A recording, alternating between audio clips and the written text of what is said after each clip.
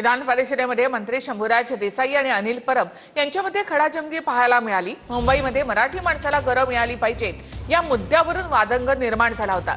देसाई मंत्री असताना गद्दारी करत होते असं अनिल परब यांनी वक्तव्य केलं। यावरून शंभूराज देसाई चांगले संतापले। वादानंतर सभागृह 10 मिनिटं स्थगित करत शब्द रेकॉर्डवरून काढण्यात आली। विधान परिषदेत अनिल परब आणि शंभूराज देसाईंमध्ये जोरदार खडाजंगी झाली आहे। मुंबईत मराठी माणसाला घरं मिळाली पाहिजेत या मुद्द्यावर चर्चा सुरू होती। त्याच वेळी मराठी माणसांच्या घरांसाठी कायदा करणार का असा प्रश्न परबांनी विचारला। त्यावर 2019 ते 2022 या काळात तुम्ही कायदा केला नाही असं उत्तर शंभूराज देसाईंनी परबांना दिलं। अशा पद्धतीचा नियम तुम्ही केला होता का? मराठी माणसाला प्राधान्याने घर मिळालं पाहिजे हा कायदा आहे का? कायदा नाहीये। सरकारची इच्छा आहे, मराठी माणसाची इच्छा आहे की मिळाला पाहिजे। आमचं तेच म्हणणं कायदा करा की 2019 ते 2022 त्या काळातल्या सरकारमध्ये अशा पद्धतीचं तुम्ही धोरण घेतलं होतं का? अशा पद्धतीचा नियम तुम्ही केला होता का? अशा पद्धतीचा कायदा तुम्ही केला होता का? तर त्याला मी उत्तर दिलं त्यावेळी हा कायदा झाला नव्हता। मग त्यावेळी एक मिनिट ऐका का?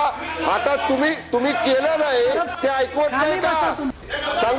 सांगू का? त्यावेळी अनिल परबांनी गद्दार हा शब्द वापरला आणि हा वाद सुरू झाला।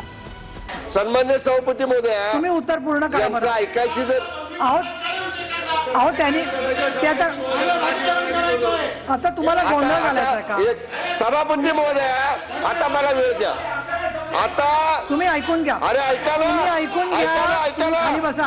आता काय नाहीये, मराठी माणसाचा प्रश्न आहे। पाहिजे ना, ऐकून घ्या। नाही असं बोलायचं नाही। शांत एक मिनिट सांगू का आम्ही काय करतो ते? सांगू का? काय गद्दारी सांगतो? कुणाला म्हणतो गद्दार? शांतता दाखवतो याला गद्दार कुणाला म्हणतो रे?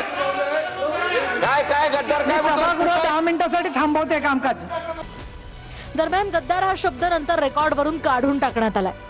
वादविवाद तुम्ही एकमेकाबद्दल केलेला मी सगळं काढून टाकते प्लीज। एकच मिनिट नको ते 1 मिनिट नको। तुमचा प्रश्न पुकारलाय तुमचा मी तो प्रश्न पुकारलेला आहे। मी तो हेच करणार आहे। परंतु आपण एक जसा गद्दार शब्द तुम्ही काढायचं म्हणतात, आईला म्हणून शब्द वापरलेला आहे तो वापरू नका। सगळे शब्द काढायला पाहिजे।